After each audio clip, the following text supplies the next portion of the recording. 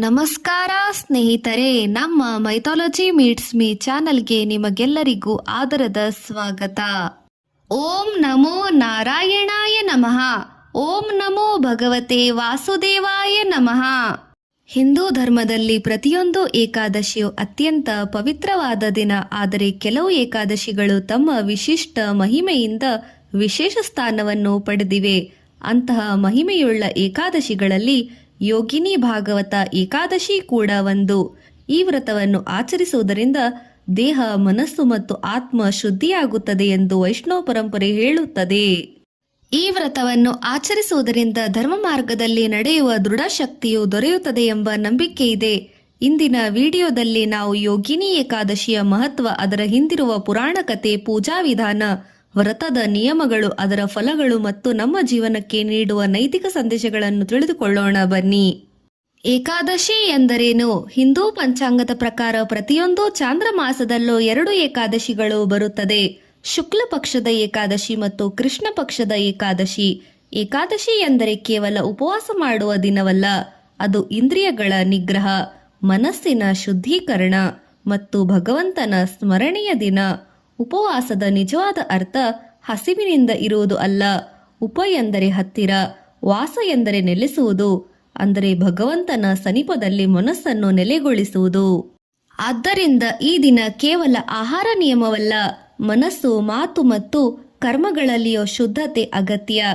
ಯೋಗಿನಿ ಎಂಬ ಹೆಸರಿನಲ್ಲಿನ ಅರ್ಥ, ಯೋಗಿನಿ ಎಂಬ ಪದವು ಯೋಗ ಎಂಬ ಮೂಲದಿಂದ ಬಂದಿದೆ. ಯೋಗ ಎಂದರೆ ಕೇವಲ ಆಸನಗಳಲ್ಲ, ಜೀವಾತ್ಮನು ಪರಮಾತ್ಮನೊಂದಿಗೆ ಒಂದಾಗುವ ಆಧ್ಯಾತ್ಮಿಕ ಸಾಧನೆ.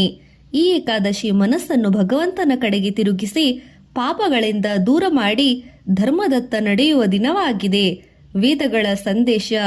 4 ವೇದಗಳು ನೇರವಾಗಿ ಯೋಗಿನಿ ಏಕಾದಶಿ ಎಂಬ ವ್ರತವನ್ನು ವಿವರಿಸುವುದಿಲ್ಲ, ಆದರೆ ಅವುಗಳ ಉಪವಾಸ, ಯಜ್ಞ, ಸತ್ಯ, ಧರ್ಮ, ದಾನ, ಆತ್ಮ ಸಂಯಮ ಮತ್ತು ದೇವಭಕ್ತಿಯ ಮಹತ್ವವನ್ನು ಬೋಧಿಸುತ್ತವೆ. ವೇದಗಳ ಸಂದೇಶವೇನೆಂದರೆ, ಸತ್ಯವನ್ನು ಆಚರಿಸು, ಧರ್ಮವನ್ನು ಪಾಲಿಸು, ಇಂದ್ರಿಯಗಳನ್ನು ನಿಯಂತ್ರಿಸು, ದೇವರನ್ನು ಭಕ್ತಿಯಿಂದ ಆರಾಧಿಸು, ಜೀವ ಜಗತ್ತಿನ ಮೇಲೆ ದಯೆ ಇರಲಿ. ಯೋಗಿನಿ ಏಕಾದಶಿ ಈ ಎಲ್ಲ ಮೌಲ್ಯಗಳನ್ನು ಜೀವನದಲ್ಲಿ ಅಳವಡಿಸಿಕೊಳ್ಳಲು ಪ್ರೇರೇಪಿಸುವ ಪವಿತ್ರ ದಿನ. ಉಪನಿಷತ್ತುಗಳ ಸಂದೇಶ. ಪ್ರಮುಖ ಉಪನಿಷತ್ತುಗಳಲ್ಲಿ ಆತ್ಮಜ್ಞಾನ, ವೈರಾಗ್ಯ ಮತ್ತು ಮನಸ್ಸಿನ ನಿಯಂತ್ರಣಕ್ಕೆ ಒತ್ತು ನೀಡುತ್ತವೆ. ಮನಸ್ಸಿನ ಆಸೆ, ಕ್ರೋಧ, ಲೋಭ, ಮೋಹಗಳಿಂದ ಮುಕ್ತವಾದಾಗಲೇ ಆತ್ಮಜ್ಞಾನಕ್ಕೆ ದಾರಿಯು ತೆರೆಯುತ್ತದೆ ಎಂದು ಬೋಧಿಸುತ್ತದೆ. ಏಕಾದಶಿಯ ಉಪವಾಸವು ಇದೇ ಉದ್ದೇಶವನ್ನು ಬೆಂಬಲಿಸುತ್ತದೆ.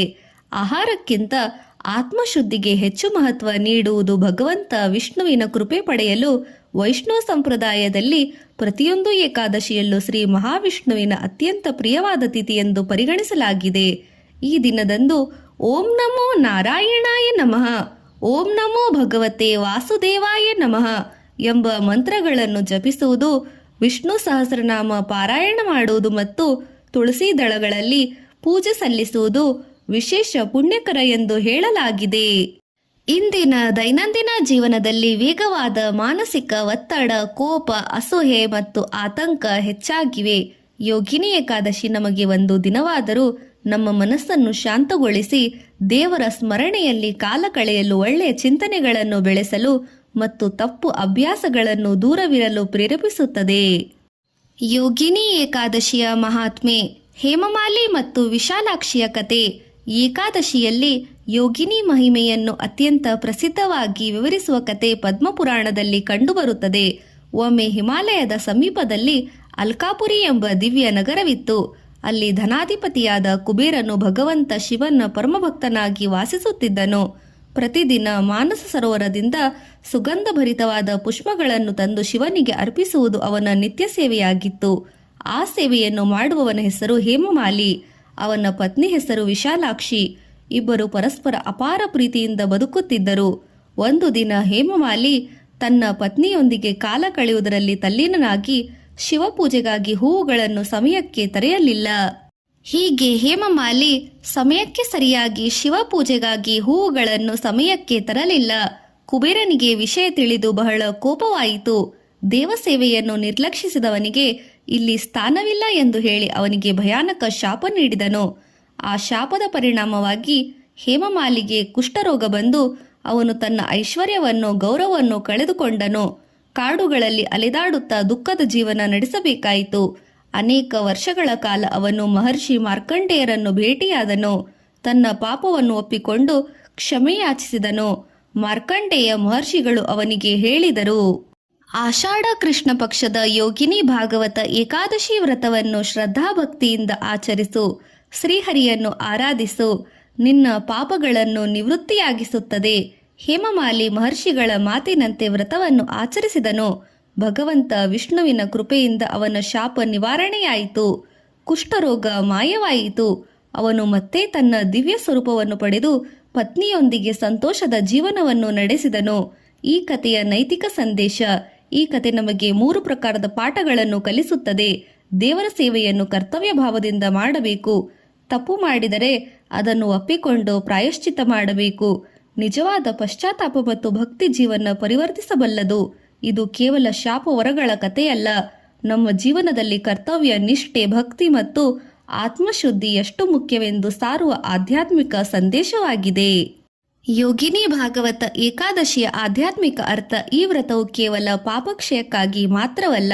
ಇದು ಮನಸ್ಸಿನಲ್ಲಿರುವ ಅಹಂಕಾರ, ಅಲಕ್ಷ್ಯ, ಕಾಮ, ಕ್ರೋಧ, ಲೋಭಗಳನ್ನು ತೊರೆದು ಧರ್ಮ ಮಾರ್ಗದಲ್ಲಿ ನಡೆಯಲು ಪ್ರೇರೇಪಿಸುತ್ತದೆ. ಭಗವಂತ ವಿಷ್ಣುವಿನ ಸ್ಮರಣೆಯೊಂದಿಗೆ ಮಾಡಿದ ಉಪವಾಸವು ಆತ್ಮ ಸಂಯಮದ ಅಭ್ಯಾಸವಾಗುತ್ತದೆ.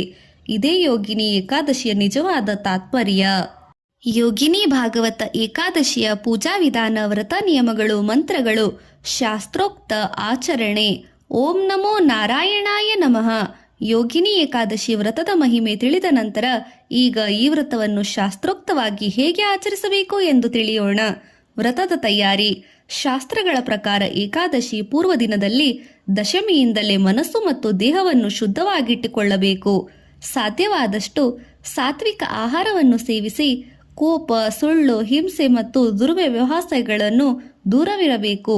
ಏಕಾದಶಿಯ ದಿನ ಬ್ರಹ್ಮ ಮುಹೂರ್ತದಲ್ಲಿ ಎದ್ದು ಸ್ನಾನ ಮಾಡಿ ಶುಭ್ರವಾದ ಬಟ್ಟೆ ಧರಿಸಿ ಪೂಜಾ ಸ್ಥಳಗಳನ್ನು ಸ್ವಚ್ಛಗೊಳಿಸಿ ಸಂಕಲ್ಪದಲ್ಲಿ ಭಗವಂತ ವಿಷ್ಣುವಿನ ಚಿತ್ರ ಮತ್ತು ವಿಗ್ರಹದ ಮುಂದೆ ಕುಳಿತು ಭಕ್ತಿಯಿಂದ ಸಂಕಲ್ಪ ಮಾಡಬೇಕು. ಹೇ ಶ್ರೀಮನ್ನಾರಾಯಣ, ನನ್ನ ತಿಳಿಯದೇ ಮಾಡಿದ ಪಾಪಗಳ ಕ್ಷಮೆಗಾಗಿ, ಆತ್ಮಶುದ್ಧಿಗಾಗಿ ಮತ್ತು ನಿಮ್ಮ ಕೃಪೆಯನ್ನು ಪಡೆಯಲು ಏಕಾದಶಿಯ ವ್ರತವನ್ನು ಆಚರಿಸುತ್ತಿದ್ದೇನೆ. ನನ್ನ ಈ ವ್ರತವನ್ನು ಸ್ವೀಕರಿಸಬೇಕು. ಪೂಜಾ ವಿಧಾನ. ಶ್ರೀ ಮಹಾವಿಷ್ಣುವಿಗೆ ನೀರಿನಿಂದ ಆಚಮನ ಮತ್ತು ಅಭಿಷೇಕ ಸಾಧ್ಯವಾದರೆ ಮಾಡಬಹುದು. ಚಂದನ, ಅಕ್ಷತೆ, ಹೂವುಗಳು ಮತ್ತು ವಿಶೇಷವಾಗಿ ತುಳಸಿ ದಳ ಅರ್ಪಿಸಬೇಕು. ದೀಪ ಮತ್ತು ಧೂಪವನ್ನು ಹಚ್ಚಬೇಕು. ಹಣ್ಣು ಮತ್ತು ಸಾತ್ವಿಕ ನೈವೇದ್ಯಗಳನ್ನು ಸಮರ್ಪಿಸಬೇಕು. ನಂತರ ಭಕ್ತಿಯಿಂದ ಪ್ರಾರ್ಥನೆಯನ್ನು ಸಲ್ಲಿಸಿ ಜಪ ತಪಗಳನ್ನು ಮಂತ್ರಗಳನ್ನು ಉಚ್ಚರಿಸಿ ಈ ದಿನ ಭಕ್ತಿಯಿಂದ ಮಂತ್ರವನ್ನು ಜಪಿಸಿ ಓಂ ನಮೋ ನಾರಾಯಣಾಯ ನಮಃ, ಓಂ ನಮೋ ಭಗವತೆ ವಾಸುದೇವಾಯ ನಮಃ. ಸಾಧ್ಯವಾದರೆ ವಿಷ್ಣು ಸಹಸ್ರನಾಮ, ಗಜೇಂದ್ರ ಮೋಕ್ಷ ಅಥವಾ ಭಗವದ್ಗೀತೆಯ ಕೆಲವು ಅಧ್ಯಾಯಗಳ ಪಾರಾಯಣವನ್ನು ಮಾಡುವುದು ಅತ್ಯಂತ ಶ್ರೇಯಸ್ಕರ. ಉಪವಾಸದ ನಿಯಮಗಳು. ಎಲ್ಲರ ಆರೋಗ್ಯ ಒಂದೇ ರೀತಿಯಲ್ಲಿರುವುದಿಲ್ಲ. ಆದ್ದರಿಂದ ಉಪವಾಸವನ್ನು ತಮ್ಮ ಆರೋಗ್ಯಕ್ಕೆ ಅನುಗುಣವಾಗಿ ಆಚರಿಸಬಹುದು. ಕೆಲವರು ನಿರ್ಜಲ ಉಪವಾಸ ಮಾಡುತ್ತಾರೆ. ಇನ್ನು ಕೆಲವರು ನೀರು ಮತ್ತು ಹಾಲು ಸೇವಿಸುತ್ತಾರೆ. ಕೆಲವರು ಹಣ್ಣು ಫಲಾಹಾರ ಸೇವಿಸಿ ವ್ರತವನ್ನು ಆಚರಿಸುತ್ತಾರೆ. ಶಾಸ್ತ್ರಗಳ ಪ್ರಕಾರ ಭಕ್ತಿ ಭಾವವೇ ಮುಖ್ಯ. ಆರೋಗ್ಯಕ್ಕೆ ಹಾನಿಯಾಗುವ ರೀತಿಯಲ್ಲಿ ಉಪವಾಸ ಮಾಡುವುದು ಧರ್ಮದ ಉದ್ದೇಶವಲ್ಲ. ಮಾಡಬೇಕಾದ ಕಾರ್ಯಗಳು: ಶ್ರೀಹರಿಯ ನಿರಂತರ ನಾಮಸ್ಮರಣೆ, ಜಪ, ಧ್ಯಾನ, ಭಜನೆ, ಧಾರ್ಮಿಕ ಗ್ರಂಥಗಳ ಪಾರಾಯಣೆ, ಬಡವರಿಗೆ ಅನ್ನ, ಬಟ್ಟೆ ಮತ್ತು ಅಗತ್ಯ ವಸ್ತುಗಳ ದಾನ, ಗೋಸೇವೆ, ತುಳಸಿ ಪೂಜೆ, ಹಿರಿಯರಿಗೆ ಗೌರವ. ಮಾಡಬಾರದ ಕಾರ್ಯಗಳು: ಸುಳ್ಳು ಮಾತನಾಡುವುದು, ಕೋಪ ಮತ್ತು ಜಗಳ, ಹಿಂಸೆ, ಮದ್ಯಪಾನ ಮತ್ತು ಇತರ ದುರ್ವ್ಯಸನಗಳು, ಇತರರನ್ನು ನಿಂದಿಸುವುದು, ಅನ್ಯಾಯದ ಮೂಲಕ ಹಣವನ್ನು ಸಂಪಾದಿಸುವುದು. ಏಕಾದಶಿಯ ದಿನ ದೇಹವಷ್ಟೇ ಅಲ್ಲ, ಮನಸ್ಸಿನ ಉಪವಾಸವು ಅಗತ್ಯ, ಮುಖ್ಯವಾಗಿದೆ. ಮುಂದಿನ ದಿನ ದ್ವಾದಶಿಯ ತಿಥಿಯಲ್ಲಿ ಶಾಸ್ತ್ರೋಕ್ತ ಸಮಯದಲ್ಲಿ ವ್ರತವನ್ನು ಮುಗಿಸಬೇಕು. ಇದನ್ನು ಪಾರಣೆ ಎಂದು ಕರೆಯುತ್ತಾರೆ. ಮೊದಲು ಶ್ರೀಹರಿಗೆ ನೈವೇದ್ಯ ಅರ್ಪಿಸಿ ನಂತರ ಪ್ರಸಾದವನ್ನು ಸೇವಿಸಿ ಉಪವಾಸವನ್ನು ಪೂರ್ಣಗೊಳಿಸಬೇಕು. ಸಾಧ್ಯವಾದರೆ ಬ್ರಾಹ್ಮಣರಿಗೆ, ಅತಿಥಿಗಳಿಗೆ ಅಥವಾ ಅಗತ್ಯವಿರುವವರಿಗೆ ಅನ್ನದಾನ ಮಾಡುವುದು ಪುಣ್ಯಕರ ಎಂದು ಪರಿಗಣಿಸಲಾಗಿದೆ. ಯೋಗಿನಿ ಏಕಾದಶಿಯ ಸಾರ: ಈ ವ್ರತವನ್ನು ಕೇವಲ ಆಹಾರದ ತ್ಯಾಗವಲ್ಲ, ಇದು ನಮ್ಮ ಆಲೋಚನೆ, ಮಾತು ಮತ್ತು ನಡೆ ನುಡಿಗಳ ಶುದ್ಧಿಗೊಳಿಸುವ ಸಾಧನೆ. ಭಗವಂತನ ಸ್ಮರಣೆ, ದಯೆ, ಕ್ಷಮೆ ಮತ್ತು ಆತ್ಮ ಸಂಯಮದಲ್ಲಿ ಜೀವನವನ್ನು ದೃಢ ರೀತಿಯಲ್ಲಿ ಅಳವಡಿಸಿಕೊಳ್ಳುವ ದಿನವೇ ಏಕಾದಶಿಯ ದಿನ. ಯೋಗಿನಿ ಭಾಗವತ ಏಕಾದಶಿಯ ಸಾರ. ಈಗ ಯೋಗಿನಿ ಏಕಾದಶಿ ವ್ರತದ ಫಲಗಳು. ಈ ಪವಿತ್ರ ದಿನ ನಮಗೆ ಜೀವನದಲ್ಲಿ ಕಲಿಸುವ ಪಾಠಗಳನ್ನು ತಿಳಿದುಕೊಳ್ಳೋಣ. ಯೋಗಿನಿ ಏಕಾದಶಿಯ ಫಲಶ್ರುತಿ. ವೈಷ್ಣವ ಪರಂಪರೆಯ ಪ್ರಕಾರ ಭಕ್ತಿಯಿಂದ ಯೋಗಿನಿ ಏಕಾದಶಿ ವ್ರತವನ್ನು ಆಚರಿಸುವವರಿಗೆ ಭಗವಂತ ಶ್ರೀ ಮಹಾವಿಷ್ಣುವಿನ ಕೃಪೆ ದೊರೆಯುತ್ತದೆ ಎಂದು ಹೇಳಲಾಗಿದೆ. ಈ ವ್ರತದ ಕುರಿತು ಪುರಾಣಗಳಲ್ಲಿ ಹೇಳಿರುವ ಪ್ರಮುಖ ಫಲಗಳು: ಆತ್ಮಶುದ್ಧಿಯ ಭಾವನೆ ಬೆಳೆಯುತ್ತದೆ, ದುಷ್ಟ ಪ್ರವೃತ್ತಿಯನ್ನು ತೊರೆದು ಸತ್ಸಂಗದ ಕಡೆಗೆ ಮನಸ್ಸು ತಿರುಗುತ್ತದೆ, ವಿಷ್ಣು ಭಕ್ತಿ ವೃದ್ಧಿಯಾಗುತ್ತದೆ, ಧರ್ಮ ಮಾರ್ಗದಲ್ಲಿ ನಡೆಯುವ ದೃಢ ಸಂಕಲ್ಪ ಉಂಟಾಗುತ್ತದೆ, ದಯೆ, ಕ್ಷಮೆ ಮತ್ತು ವಿನಯದಂಥ ಸದ್ಗುಣಗಳು ಬೆಳೆಯುತ್ತದೆ. ಗಮನಿಸಬೇಕಾದ ವಿಷಯವೇನೆಂದರೆ, ಶಾಸ್ತ್ರಗಳಲ್ಲಿ ಪಾಪಗಳು ನಾಶವಾಗುತ್ತದೆ ಎಂಬ ಮಾತಿನ ಆಧ್ಯಾತ್ಮಿಕ ಅರ್ಥ ಏನೆಂದರೆ ನಿಜವಾದ ಪಶ್ಚಾತ್ತಾಪ, ಆತ್ಮಪರಿಶೀಲನೆ ಮತ್ತು ಧರ್ಮಮಯ ಜೀವನದ ಮೂಲಕ ಅಂತರಂಗದ ಪರಿವರ್ತನೆ ಎಂಬುದಾಗಿ ಭಗವದ್ಗೀತೆಯ ಸಂದೇಶ. ಶ್ರೀಕೃಷ್ಣನು ಧರ್ಮ, ಭಕ್ತಿ ಮತ್ತು ಜ್ಞಾನ ಈ ಮೂರು ಮಾರ್ಗಗಳಲ್ಲಿ ಸಮನ್ವಯವೆಂದು ಬೋಧಿಸುತ್ತಾನೆ. ಏಕಾದಶಿಯ ಆಚರಣೆ ಕೂಡ ಇದೇ ಸಂದೇಶವನ್ನು ನೆನಪಿಸುತ್ತದೆ. ಕರ್ತವ್ಯವನ್ನು ಪ್ರಾಮಾಣಿಕವಾಗಿ ನಿರ್ವಹಿಸಿ ಅಹಂಕಾರವನ್ನು ತ್ಯಜಿಸಿ ಭಗವಂತನಲ್ಲಿ ಶ್ರದ್ಧೆ ಇಟ್ಟು ಇತರರ ಹಿತವನ್ನು ಬಯಸುವುದು ಭಕ್ತಿಯೊಂದಿಗೆ ಬದುಕಿದಾಗ ಜೀವನವೇ ಯೋಗಮಯವಾಗುತ್ತದೆ ಎಂಬುದು ಗೀತೆಯ ಸಾರ. ಹಿಂದೂ ಸಂಸ್ಕೃತಿಯ ಮೇಲೆ ಏಕಾದಶಿಯ ಪ್ರಭಾವ. ನಮ್ಮ ಸಂಸ್ಕೃತಿಯಲ್ಲಿ ಏಕಾದಶಿ ಕೇವಲ ಒಂದು ಧಾರ್ಮಿಕ ಆಚರಣೆ ಮಾತ್ರವಲ್ಲ, ಇದು ಕುಟುಂಬವನ್ನು ಒಗ್ಗೂಡಿಸುವ ದಿನ. ಈ ದಿನ ಮನೆಯಲ್ಲಿ ಭಜನೆಗಳು ನಡೆಯುತ್ತವೆ, ವಿಷ್ಣು ಸಹಸ್ರನಾಮ ಪಾರಾಯಣ ಮಾಡಲಾಗುತ್ತದೆ, ಮಕ್ಕಳಿಗೆ ಧರ್ಮದ ಕಥೆಗಳನ್ನು ಹೇಳಲಾಗುತ್ತದೆ, ದಾನ ಮತ್ತು ಸೇವೆಯ ಮಹತ್ವವನ್ನು ಕಲಿಸಲಾಗುತ್ತದೆ. ಈ ರೀತಿಯಾಗಿ ಏಕಾದಶಿ ನಮ್ಮ ಸಂಸ್ಕೃತಿಯ ಮೌಲ್ಯಗಳನ್ನು ಮುಂದಿನ ಪೀಳಿಗೆಗೆ ತಲುಪಿಸುವ ಸುಂದರ ಮಾಧ್ಯಮವಾಗಿದೆ. ಏಕಾದಶಿ ನಮಗೆ ಕಲಿಸುವ ಜೀವನ ಪಾಠಗಳು. ಹೇಮಮಾಲಿನಿ ಕಥೆಯಿಂದ ನಮ್ಮ ಕಲಿಯಬೇಕಾದ ಪಾಠಗಳು: ಕರ್ತವ್ಯವನ್ನು ಎಂದಿಗೂ ನಿರ್ಲಕ್ಷಿಸಬಾರದು, ತಪ್ಪು ಮಾಡಿದರೆ ಅದನ್ನು ಒಪ್ಪಿಕೊಂಡು ಸರಿಪಡಿಸಿಕೊಳ್ಳಬೇಕು. ನಿಜವಾದ ಭಕ್ತಿ ಎಂದರೆ ಜೀವನದಲ್ಲಿ ಒಳ್ಳೆಯ ಬದಲಾವಣೆಯನ್ನು ತರುವುದು. ದೇವರ ಆರಾಧನೆ ಜೊತೆಗೆ ಮಾನವೀಯತೆ ಮತ್ತು ಸೇವಾ ಮನೋಭಾವನೆ ಅಗತ್ಯ. ಏಕಾದಶಿಯ ನಿಜವಾದ ಆಚರಣೆ ಎಂದರೆ ಮನಸ್ಸನ್ನು ಪರಿಶುದ್ಧಗೊಳಿಸಿ ಸತ್ಯ, ನ್ಯಾಯ, ಧರ್ಮದಲ್ಲಿ ದಯೆಯಿಂದ ಜೀವನದಲ್ಲಿ ಅನುಸರಿಸುವುದು. ಇಂದಿನ ಸಮಾಜಕ್ಕೆ ಸಂದೇಶ: ವೇಗವಾದ ಜೀವನದಲ್ಲಿ ನಾವು ಅನೇಕ ಬಾರಿ ಒತ್ತಡ, ಕೋಪ ಮತ್ತು ಅಶಾಂತಿಯನ್ನು ಅನುಭವಿಸುತ್ತೇವೆ. ಯೋಗಿನಿ ಏಕಾದಶಿ ನಮಗೆ ಒಂದು ದಿನವಾದರೂ ಆತ್ಮ ಪರಿಶೀಲನೆ ಮಾಡಲು, ಕ್ಷಮೆ ಕೇಳಲು, ಕ್ಷಮಿಸಲು, ದೇವರ ನಾಮಸ್ಮರಣೆಯನ್ನು ಸಮಯ ಕಳೆಯಲು ಮತ್ತು ಒಳ್ಳೆಯ ಜೀವನದ ಸಂಕಲ್ಪ ಮಾಡಿಕೊಳ್ಳಲು ಪ್ರೇರೇಪಿಸುತ್ತದೆ.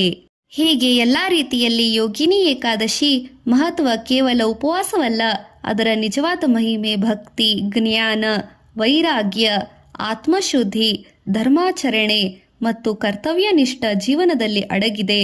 ನಾವು ಭಗವಂತನ ವಿಷ್ಣುವಿನ ಕೃಪೆಯನ್ನು ಬೇಡುತ್ತಾ ಪ್ರಾರ್ಥಿಸೋಣ. ಹೇ ಶ್ರೀಮನ್ನಾರಾಯಣ, ನಮ್ಮ ಮನಸ್ಸನ್ನು ಪರಿಶುದ್ಧಗೊಳಿಸಿ ಧರ್ಮ ಮಾರ್ಗದಲ್ಲಿ ನಡೆಯುವ ಶಕ್ತಿಯನ್ನು ನೀಡು.